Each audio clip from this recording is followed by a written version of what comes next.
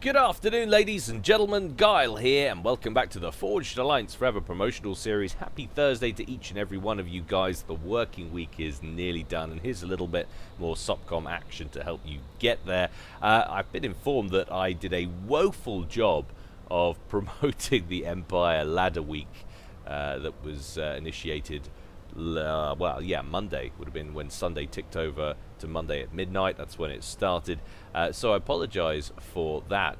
Essentially, Empire Clan guys are taking a break from all team games, and they are playing exclusively on ladder, and they've got a little bit of a running competition going to see who can accrue the most ladder wins. And what's nice about this is it doesn't matter if you're a 2000 rated player or a 200 rated player. Theoretically, the 200 player could still win. It is, well, you'd be more than 200 by the end of it, but you just have to get the most ladder wins under your belt. So of course, if you're a lower rated player, you are going to be facing lower rated players. So it's all pretty much balanced. There is a avatar for FAF that is going to be available to the winner. We can take a very quick look at that in the FAF What's New page. You see there it is, the Mighty Ladder Warrior. Probably could do with a little bit of rebranding there on the name, but generally you get the idea. And what's nice about that as well is you get to change the color. That's right, the winner can decide what color. It's exciting stuff. But yeah, there it is. And if you want to take a look at how things stand as of the moment, you can see that there's a few very famous names in FAF up there near the top, but that's pretty surprising right there. The front runner at the moment on 104 points with 33 wins under his belt is Aleg Nagyokbikriaj, or I don't know how you're supposed to say that. Someone please write that phonetically for me in the comments section below, because that would be good to know. But anyway, there he is, and he is our front runner at the moment, and I think he's now, with the amount of wins he's got, he's breached pro status, but he was certainly, I think, a Joe before he started. I might have that wrong, but he's not long been a pro, I know that much. With 33 wins though, and us kind of middle of the week, it's certainly all to play for. If you've got nothing going on this weekend, I know you are more than capable than blitzing it. So why not get involved, guys? Plenty of time left. So anyway, with us talking about all of this ladder business, I thought it'd be nice to show one of the ladder matches from this very week.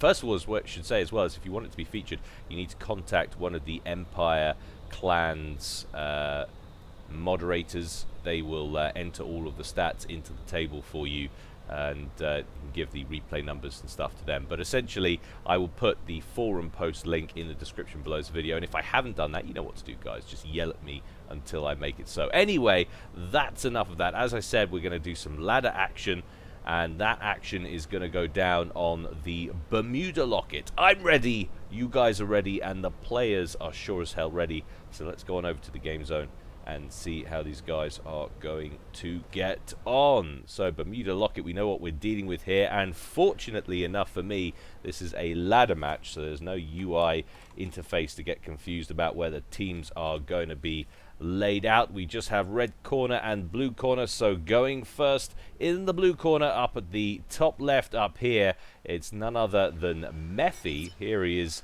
in his very standard Cybrin kit, opening first land there and second air. And his opponent down here at the bottom right in the red corner, it's Akazukin, or as we better know him, it's Mad Mozart, just being difficult as usual, changing his name to yet something else. I think he might have changed it back by now. But anyway, he's also going Cybrin, opening first land, going second air. So it's a Cybrin mirror matchup, which of course means I'll be administering myself a bleach enema as soon as this is over. I'm getting quite sick of damaging myself. Guys, if you would play some other factions, that would be marvelous. I don't blame you. There is just something about the balance at the moment, slightly favored towards the Cybrin, which is why we're getting so many Cybrin mirror matchups at the moment. That is just the nature of the beast. And I did actually say previously that I would spend a little bit more time on opening build orders, and old habits are dying very hard here, so we haven't actually taken a good old look at these two and their starting routines, both going first land and second air, of course, but missing out the all-important power generator phase. I think you can see that they're not really scrimping on the power too much. In fact, both of them, 1, 2, 3, 4, 5, 6, 7, 8, 9, 10 there for Akazukin, and for 5, 6, 7, 8, 9, 10 as well for Mephi. So almost identical, if not identical, build orders there for these two guys. Mephi ever so slightly ahead in development, getting the ball rolling a bit quicker. But then if you look at mass totals, that Mozart pulling in just a little bit more mass, harvesting about 300 extra mass early on. But both going for skyhook air transports and loading up engineers as quickly as possible. And we'll see where these two are headed. Well, they're both going to opposite sides of the map, which is very nice indeed. It's all pretty consistent with the meta, of course. Mephi's base is closer to this side, so it makes sense for him to go for the western approach there. And conversely, of course, Mad Mozart going for the east. Makes sense. Scout planes out for both players, as well as a couple of inties. Going to get that all-important intel on the go. Both players dropping off some build capacity at the first cliff edge that they approach as they come over with the transport, and then taking a few other engineers over to the other position as well. These are all, of course, extra but redundant starting locations. Bermuda Locket is perfectly playable as a 4v4 or a 2v2v2v2. That'd be nice, actually. Someone send me a replay of a custom 2v2v2v2, not just because the game would be fun, but I quite like saying it as well. Don't really understand why. But anyway, still waiting for this game to really heat up. But people still asking me, guys, how can they get replays to be? Well, all the information is actually what you need, guys, in the description below each and every video. Just open that button on the video section, the video details, video description, and that will give you all of the necessary information. Initial air power now getting involved in this one between these two guys. We've got Skyhook getting shot down, Bomber dropping bombs on an engineer, picking up a kill over here. That will hold Mad Mozart up a little bit, but then in turn, of course, the Bomber getting shot down as well.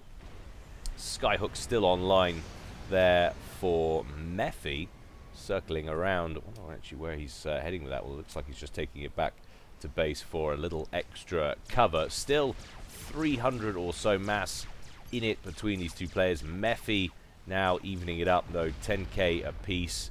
Not a huge amount of difference between these two players. Engineer in trouble over on the eastern causeway there for Mephi. Couple of Mantis park themselves up on the thin strip of land between those two positions. I'm going to take down an uncompleted T1 point defense, but a nice little breach over in the western approach by Mephi. A few Mantis now making it onto the main base area there belonging to Mozart. Mozart trying to counter with his ACU, of course. Got a lot of ground to cover, though. Engineers getting picked off left, right, and center. We've got mass extractors that are under threat. We do have a couple of Mantis coming in from the east from Mozart. I think he might manage to contain this reasonably soon. Decides not to continue heading south with the ACU. He's going to let his Mantis come in and follow up with another one from the factory as well. And use the ACU to plug the hole on the causeway, which is a good thing too, because there's lots of T1 spam building up there. Conversely, a similar situation emerging up at the top right. Mephi, though, getting some point defense online, having some issues with the layout of the terrain.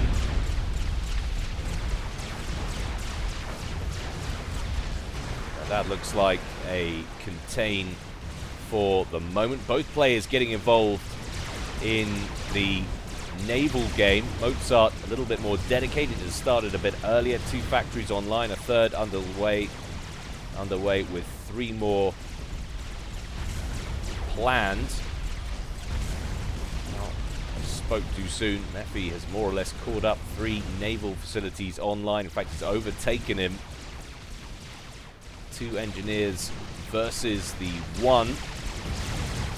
Mozart still trying to plug the leak over on this side of the map. It's taken quite a lot of damage on the ACUs. It happens. 5,200 hit points remaining there. That's an awful lot of build-up in the northeast from Mad Mozart. Huge quantities of factories over here. 2, 4, 6, 8. Consistently pumping out a mix of Medusa, Mantis, and Sky Slammers. And a rally point somewhere over here. Mephi now with 3 units of point defense, T1 online, and 3 more planned. So you have access to overcharge if things get hairy. No, he doesn't, and even if he did, he's nowhere near got the power regen capabilities to make use of it. Needs to get his power situation sorted out as quickly as possible. Usually when you see that around the 10-minute mark, you would imagine that some work is going in somewhere to some serious power generation construction. Well, actually, it doesn't look like it. There's a lot of T1 online, as you can see. This is never a fun situation to be in, though, trying to build up the T1 PD banks, and you've got light artillery raining down upon you at the same time, and of course no overcharge, so Mephi reluctant to roll forward into that spam. Seems to have sorted out his power issues for now. So it's 3 naval yards online for Mozart. Another couple on the way. 4 online for Mephi. Next one nearly complete, but under threat by the forces on the causeway. And certainly more naval units online at the moment for Mad Mozart. He hasn't done an awful lot of scouting, so he won't necessarily know the situation he's in, but of course we can tell now would be a great time to send those naval units up and try and deny Mephi's navy, just while he's got a small advantage.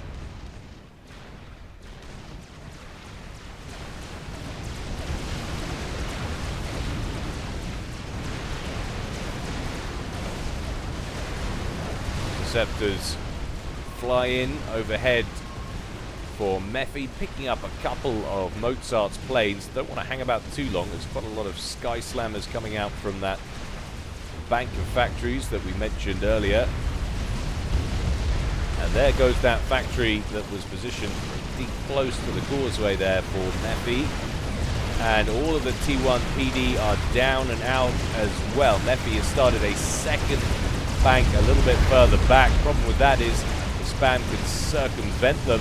However, we do have Tech 2 further back. Mephi has a couple of Cerberus turrets online and another one on the way. In fact, an awful lot are planned, and that will take care of most of that spam for the moment. Mozart is going to need some Tech 2 firepower, or at least some Vipers or something if he wants to counter those, but Mephi already in place there with Rhinos. Mozart has sent his naval units forward now, but I think any advantage he had may have dissipated. Numbers much more even than they were just a moment ago. Another skyhook with engineers ready to go somewhere. Well, they were dropped off just by the naval yards. In fact, looks like Mephi prioritizing naval production just that little bit more. We take another look at the bottom left-hand side of the map. What's going on this causeway? Well, we've got T2 units emerging down here as well. 1, 2, 3 T2 factories in operation. Mozart looking just a little bit slow on the tech side of things. He has got a T2 naval HQ. Lots of T2 factories down here, but not a lot of Tech 2 ground units getting to the front line as yet. This is sort of the first little platoon rolling in now. These thank you to whoever wrote in the comment sections that I was having trouble with the alternative pronunciation of Wagner. It's actually Wagner, like the musician, which is, let's face it, a lot nicer way of saying it. So they shall hereby and henceforth ever be known as Wagners.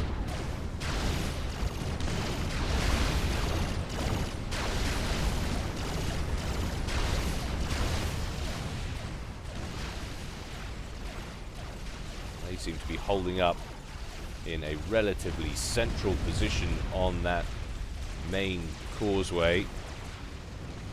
Mass totals fluctuating all the time, but it does look as though Mephi has a reasonable lead here in eco. Certainly not in mass totals so far. Of course, including reclaim. There's about a 5k lead there for Mozart.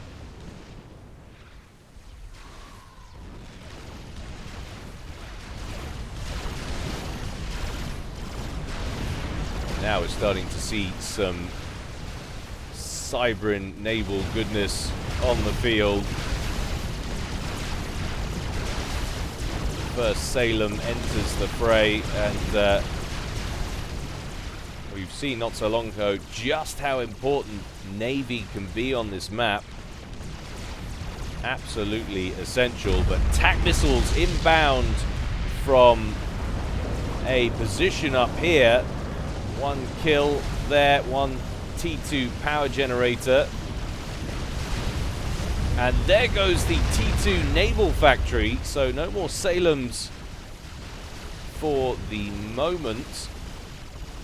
So one T2 PGen and a T2 naval HQ there for that TAC missile launcher, already paying for itself.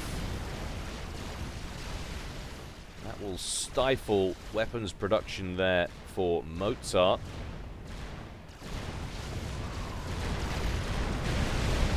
Mozart doesn't have the engineering suite on his comm, so no emergency zappers up front, but we have got T2 engineers back here, and one of those TMDs already online.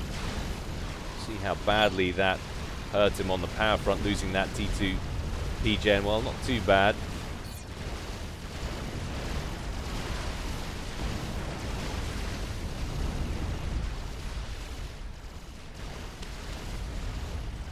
It's actually Mozart who is comfortably in front. Mass totals fluctuating all the time, but you can see the lead in total mass accrued is gaining. About 11k now, the difference between these two guys. So Mephi with some catch-up to do. T2 Naval HQ on the outside of the locket. Over here, under threat now though from Mozart and his T1 bomber spam. A whole bunch of engineers getting hit there. In fact, it's going to lose most of them, I think. Interceptors engage one another. Mephi, though, with an awful lot of interceptors that need refueling. And I think that's going to go better for Mozart. Mephi completes his resourcing option on his commander. That's going to significantly help his eco.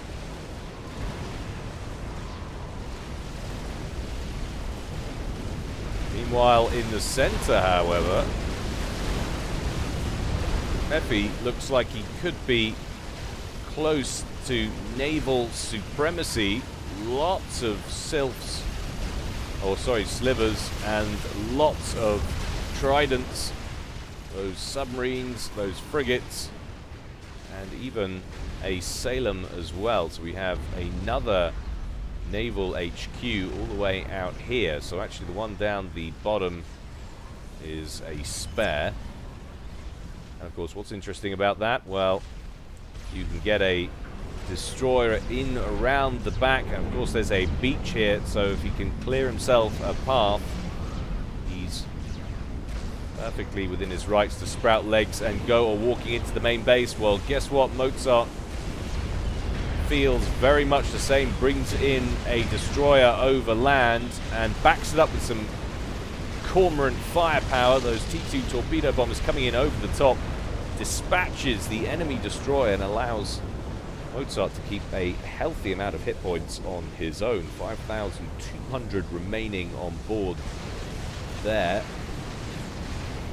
But now we have a siren in play over here that's going after the interceptors, and Mozart needs to be aware of that, needs to pull back his air force. Cruisers love nothing more than tearing apart hordes of T1 Inties. Those cormorants we saw earlier dispatched now to go after the cruiser. They're going to get a couple of hits on, they're going to die in the process. But a few more should deal with it. There we go, one pass. But would you look at the precarious situation Mozart is in. If he loses the naval power in the center, the mass advantage he has gained over the course of this game will mean absolutely nothing. Mephi will be free to raid and pillage as and where he sees fit.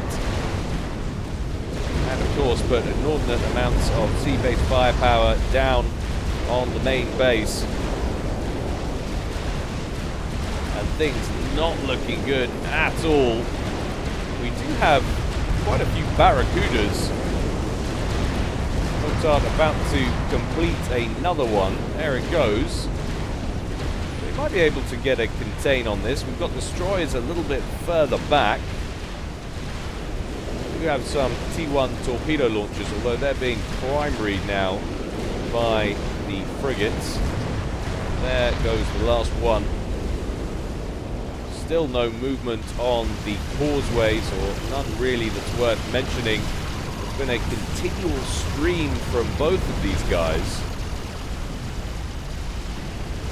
What ground they gain is lost relatively quickly. A real back and forth over there. That T2 HQ on the exterior of the locket there for Mephi at the left-hand side of the map has been taken out by cormorant bombardment. Can you bombard with torpedoes, or is that a above-water thing? So on the postcard, if you will, for that one. And the T2 naval headquarters, which has been rebuilt after the TAC missile attack, is gonna go down. It's on less than 1,000 hit points, and now is the only target of opportunity left in the water. There it goes, and that is a bad situation for Mozart. He is re-establishing another naval production facility, and that is exactly the right thing to do. He must not yield the water, not on this map.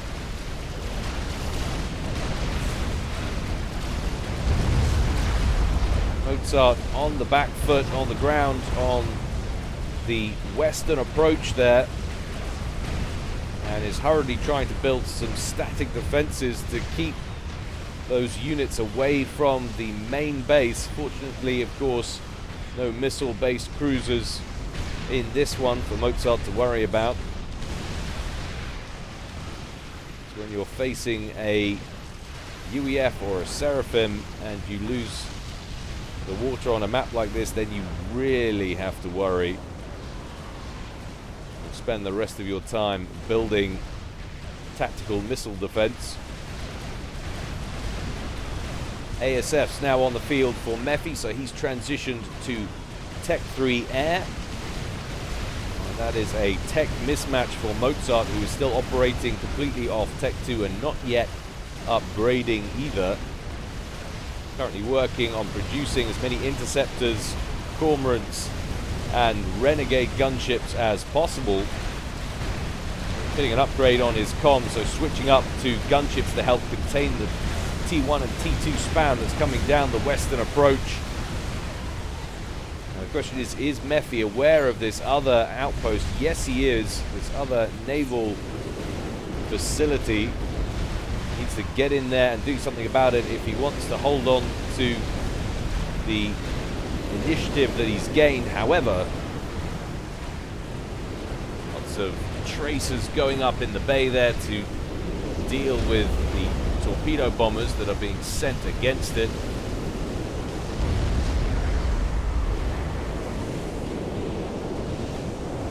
And that's Salem that's been brought in, hopelessly outgunned against 3 Barracudas. That's going to go down, and the Tridents will soon follow it. So it's not over yet at all. Plenty of room to maneuver in this one, and it looks as though Mozart still has a lead in generated eco. 209 or 210 mass harvested so far by Mozart versus 196. Those are totals in the thousands, of course.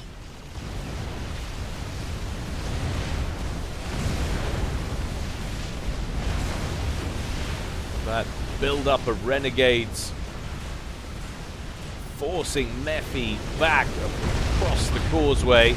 Now suddenly runs into a banger. That needs to be prioritized immediately if they're going to hang around in the area. But he's not going to. He's going to back on out. You might as well kill it.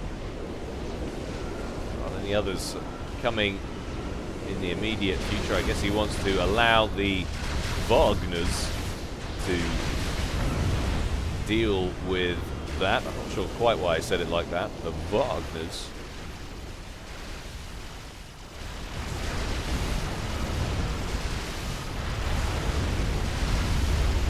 A couple of T1 naval facilities in the center being taken down, and now Mozart looking pretty comfortable in the naval game. Only with the one factory though. He's going to need to get more online if he's going to counter the sheer number of units that Mephi is going to be able to throw against him. But the focus on T2 submarines, those Barracudas, working for him so far. But the next round of boats inbound, of course, no torpedo defense or capability there for the cruisers.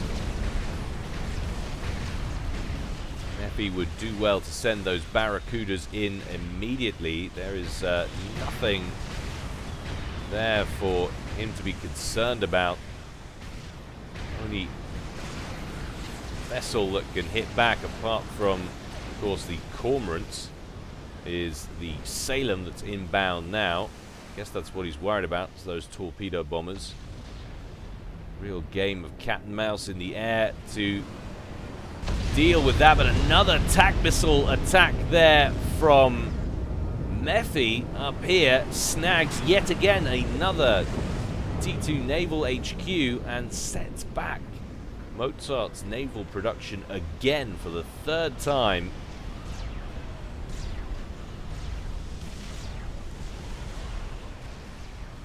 Bad times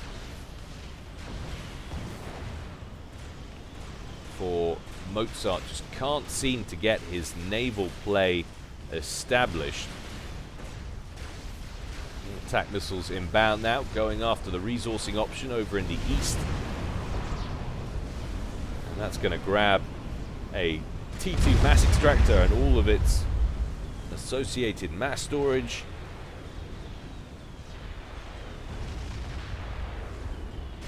Nearly a 20k mass lead in total mass now for Mozart. Taking a look in who's killed the most stuff, though, you can really see the extra work that Mephi's been doing. So he has killed 101k worth of mass in units there, and Mozart coming up second there in that contest between them on just 87 there. 103 to 87 as it ticks over.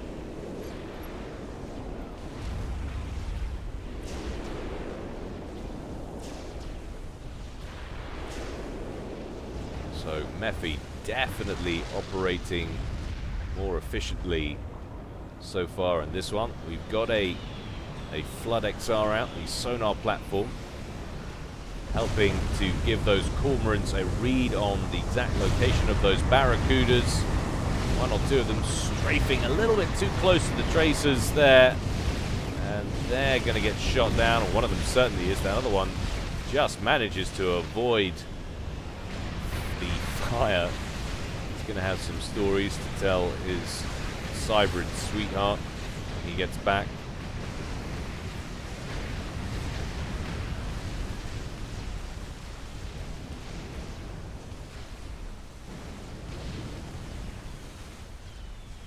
Now a little bit of a stalemate between these two guys at the 27-minute and 3/4 marks here. It's looking very tough to make any ground on the causeway.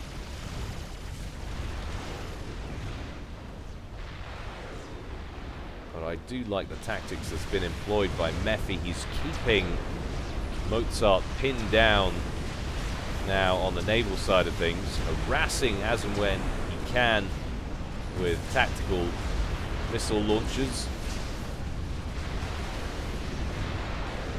holding those barracudas in check with the cormorants. Let's take a look at air power in general. So we've got large build-up of ASFs down there, 25 now online there for Mozart. Mephi, by contrast, is sitting in two different locations. He's on 48, so significantly more air power in play now for Mephi. Renegades brought in, going straight after the destroyers. Mozart keen to take out anything that can hit back against his submarines, but those barracudas just get pretty much annihilated. Another wave of cormorants inbound now from Mozart, focusing in on the destroyers. But the cruisers, the sirens at the back there for Mozart get taken out incredibly quickly, and only one Salem there remains. Another one quickly completed, but there's so many blue boats now sailing into the bay. There's no way Mozart is going to be able to hang on to this naval position, but he's rebuilt again down here. I'm loving the tenacity. Knows full well that Mephi does not have the units required to shut down every corner of the inside of the locket, so he is going to continue to alternate as often as he's able, but it's a more or less certainty at this point, unless Mephi is to pull out for some unknown reason, that Mozart is going to lose another T2 Naval HQ. There it goes, and a smart move now would surely be to get rid of those engineers, pull those out of there. He's trying to shovel more in and build some torpedo launchers.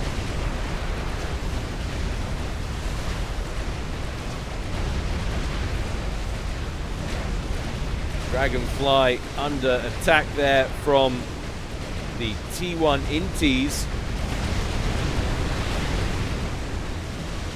Mephi needs to bring in his own ASFs. He missed an opportunity there. He hasn't got them sitting in the same place. They are fragmented between two different locations on the map. They weren't near enough to the action, and now they've been brought into play. Will that provoke a response? It all depends on whether or not Mozart realizes how far behind he is in the air game. Well, he's about to find out if he didn't already know. In comes the other group, the second group that was stationed further back from Mephi, and he gets in behind Mozart's ASFs and will now have an absolute field day. That is the end of Mad Mozart's Air Force to all intents and purposes. And another step further towards potential victory for Mephi. However, well, we've been focusing on the other side of things. The Western Causeway has been somewhat neglected by Mephi, and a pretty sizable horde of Wagner's now pushing onto the two starting locations in the west. Certainly the southern position virtually undefended. There's a lot more build capacity at the other starting location further to the north.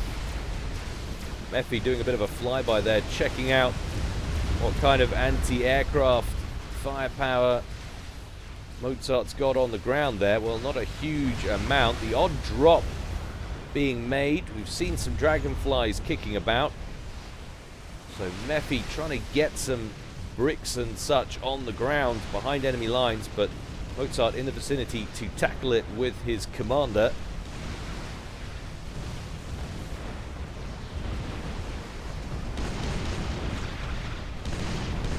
Mephi could do with realigning his vessels, getting them to target some of the structures that are actually within line of sight.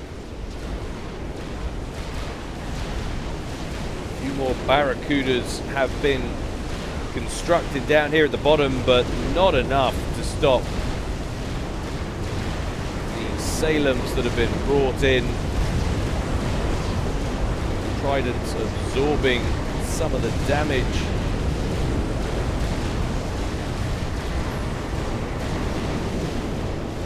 But that'll be another 2 naval facilities down and out, and I think Mephi might be able to hold on to those 2. That base in the far west, meanwhile, has been destroyed. A second one is vulnerable. However, we do have 4 bricks emerging from those facilities, which should be enough to deal with that many T2 units. All going to come down to micro at the end of the day. Mozart in a relatively poor position now, though.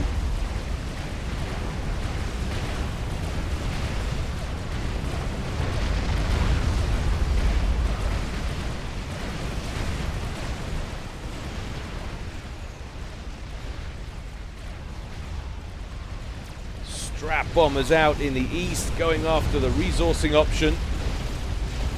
Mephi keen to deal a counter blow after losing the western approach, or at least the southern tip of it. And there's the engage, not in a formation that helps Mozart at all. Those units, as Wagner's coming in more or less single file.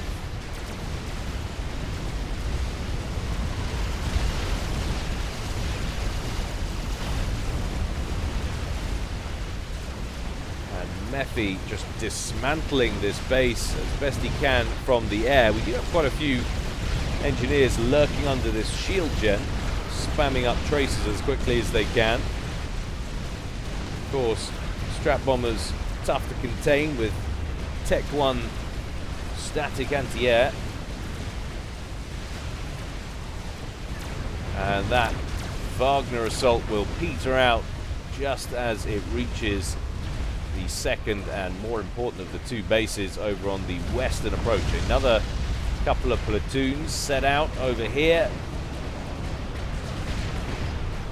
taking tons and tons of fire from the inside of the locket there.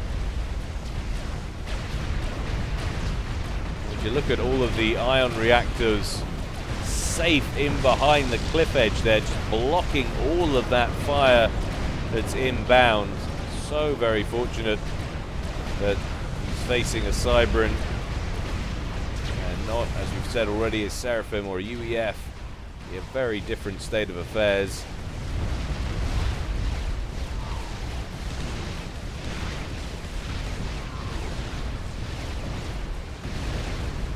Strat bombers going after the factories now. Should probably work on taking down that shield gen and getting rid of the last of that T1 anti-air, just to make sure.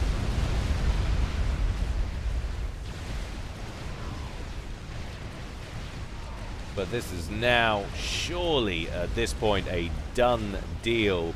Would you just look at the mass totals now and how they reverse. 31k advantage total mass accrued so far for Mephi.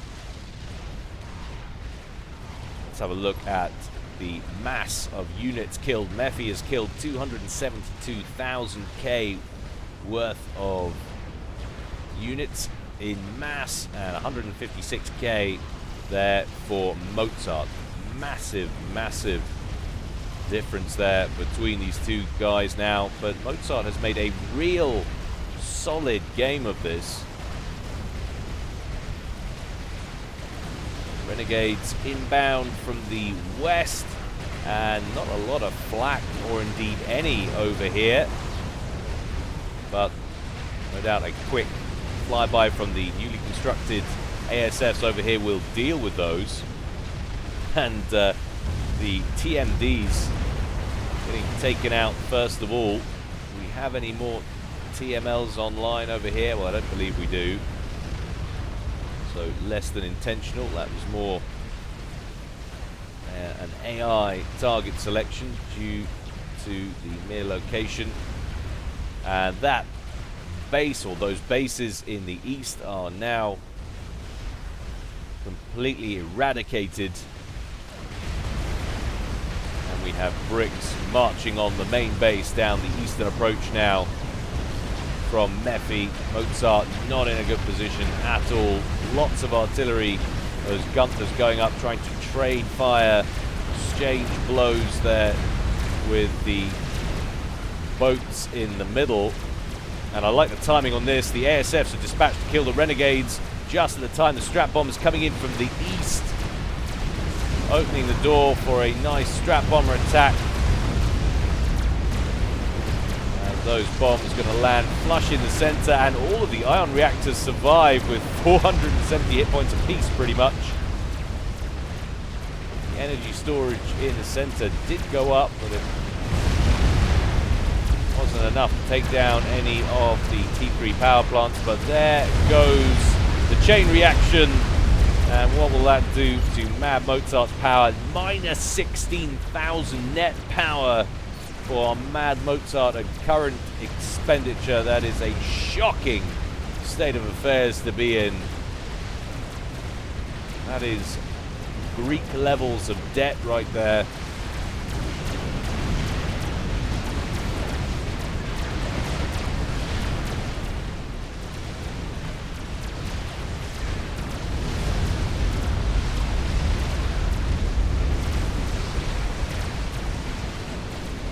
Last of those ASFs for Mozart wiped out. Mozart getting an upgrade on his commander. I'm wondering if he's going for a last minute telemaser attempt, but I would be astonished if he gets there.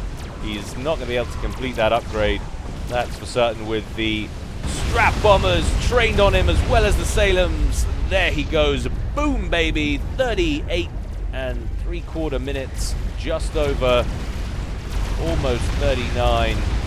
And Mephi wins a very entertaining game on Bermuda Locket. I must admit, huge fan of Bermuda Locket these days. Didn't used to be, but it's certainly producing some very entertaining games. Well, I hope you enjoyed that, guys. If I haven't persuaded you to get on and play some ladder now, I don't know what will. As always, more to come from me in the future. Don't forget you can support me on Patreon if you feel so inclined, guys. But as usual, until next time, stay well and stay safe. This is Guile, signing out.